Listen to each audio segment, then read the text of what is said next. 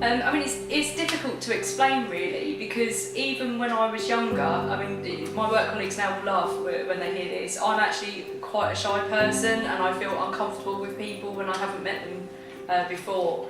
I've always been uncomfortable with quite large groups of people, so at school I had a really, really close circle of friends that we would go off and do stuff together and feel fine.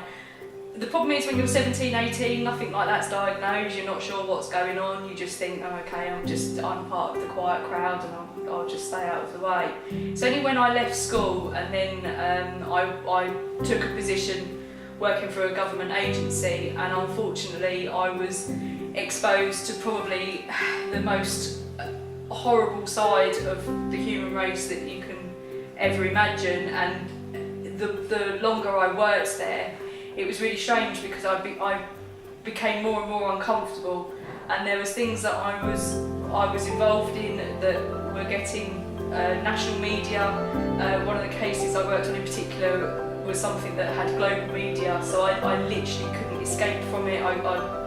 Everywhere I went, it was on every TV channel, it was in every newspaper, and at that point my social anxiety really then started to manifest itself. I wouldn't go out to large events. I feel really, really uncomfortable.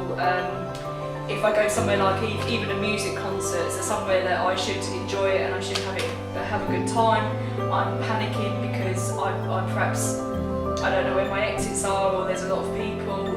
If I have to go on public transport, it's not great at the best of times, but if I ever go into London, the tube in particular, because I just can't forget what I've seen and I can remember it. The trouble is I now become really antisocial because people ask me to go to places and I won't go. I'll give an excuse and I'll say no, I'll always come up with something, and eventually people will just stop asking because I just will not go unless there is a way around it where I'm able to deal with the situation and I can learn how to cope with it. From a work point of view, because a lot of people say to me, if your social anxiety is that bad, how can you teach? How can you stand up in front of students? How can you go to meetings? How can you present at conferences? And the difference is if I'm prepared. So if I am doing a lesson, if I've written it and I know exactly what I'm going to talk about throughout that lesson, I'm fine. That's my way of coping with it and being able to get through it. My biggest problem is if I have to go to a meeting, and as much as I love to go to them because I want to be involved in the event, if I'm starting to feel really nervous and I'm at the point where I can't cope, my body's mechanism is that I get this almost, we call it word vomit because that's kind of what it's like. So something that's popped in my head, I've got to get it out, it's got to come out of my mouth. So I find that I tend to cut a lot of people off, and it's so embarrassing, it's really, really bad, and I don't mean it, and then I sit there and I feel awful because I think this person's going to hate me, they think I'm really rude. It gets to the point sometimes I'm kept awake at night because I'm replaying a meeting because I'm thinking, that person is not going to want to work with me anymore because they think I'm so bad. I literally can't control it, and I try. I've gone through sessions where they've tried to say to me, you just write it down first and that will help, and then I find that as I'm writing it, I'm saying it at the same time, so that doesn't work for me sometimes. But it's just that whole feeling of I can't control it, I can't control the situation. My best coping mechanism, I brought one half with me today.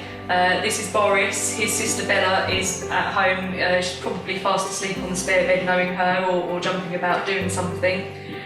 Boris was actually recommended to me by my GP, of all people. When my GP said to me, I really think that a dog would help you. At first I literally didn't know where this had come from because I've had the same GP for about 35 years.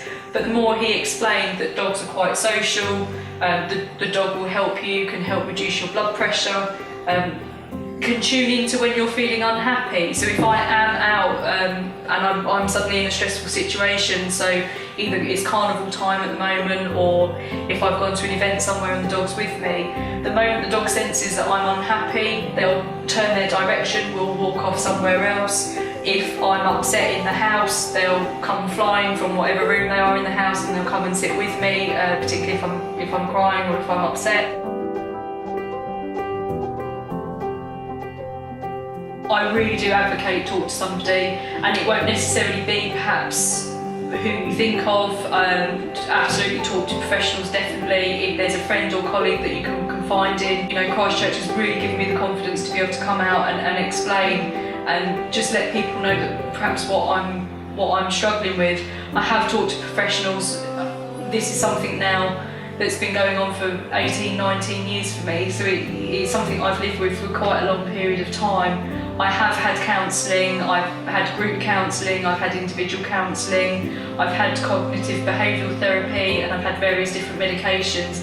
And each time I have some sort of treatment, I find something small improves, but it doesn't take the recurrent side away. So, you know, I work really closely with my GP, my friends and my family, just to try and find things that work for me, and to just try and be the best version of me that I can be, really.